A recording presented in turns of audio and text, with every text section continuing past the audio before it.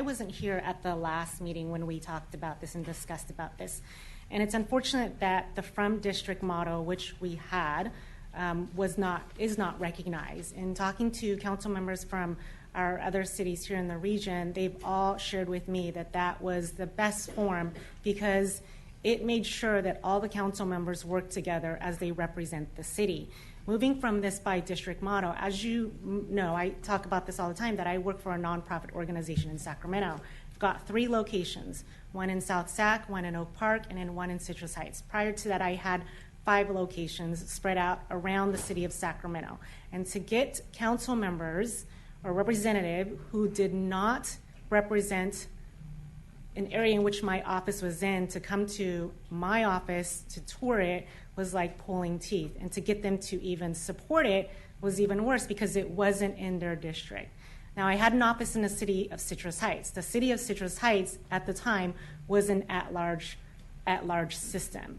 And while I was in a certain district, I was able to get the entire city council from the city of Citrus Heights to not only support the work that I did, whether or not it was in their district, but also come out to tour my office and to see the difference that we made in their city.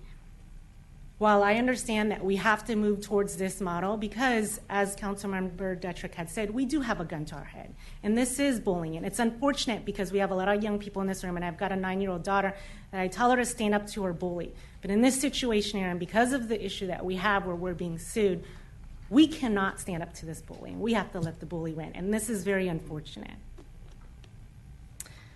What you see now is a council member and a team that work really well together. Organizations, neighborhood. When I first got on this council, I didn't know what I was doing, but I had the support of my colleagues here jumping in and assisting me and helping me. Right now, we work really well together, but we are not going to be here forever. This council will change. And this by-district model will force us to then work into silos. And I see that, and I know that only because I work in Sacramento, and I see that every day.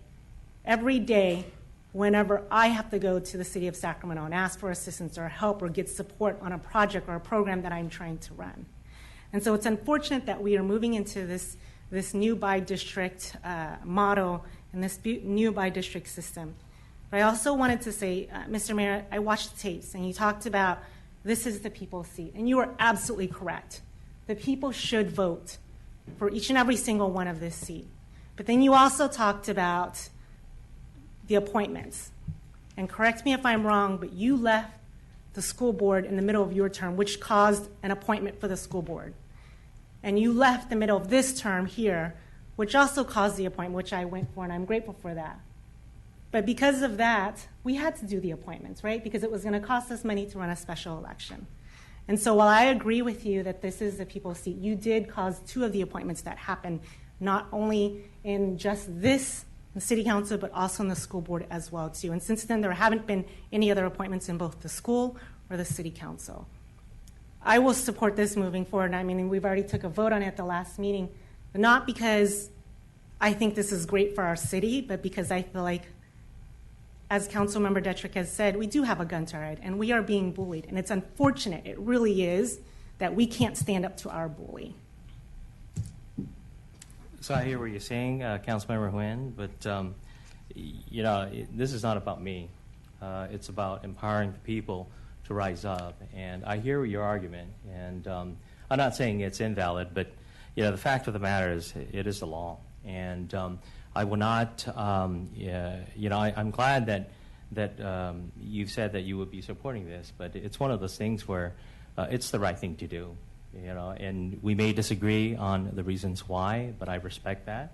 I just think that the city will be in a better position. And you don't know, honestly, you don't know what the future will hold. It could be for whatever reason why a council member would leave a seat. But the important part is, if that happens, you hold a special election. You don't do another appointment. And that was the entire argument that I was pushing forward. But I respect what you're saying. I hear you. And yeah. Councilmember or Vice Mayor Hume. Oh, I have nothing to add. I said my piece last meeting. I just wanted a separate vote. Okay. All right. Okay. 8.7. All in favor? Say aye. I think you need a motion. You need a motion in a second. Did you want to say something, Councilmember Suen? No? I was voting. Oh, okay. All right, let's do this properly. Is there a motion to move 8.7? Right? I'll move 8.7. Is there a second? I will second it. Okay, motion, second. All right, all in favor? Shall we do a roll call? Vice Mayor, your preference? Doesn't matter. Okay, It's up to let's the- do a roll call. Roll call vote. Councilmember Nguyen. Aye. Councilmember Detrick. Aye. Councilmember Suen. Here. I mean, But- aye. Aye. Sorry. Vice Mayor Hume. No. And Mayor Lee. I don't want to talk about it. All right,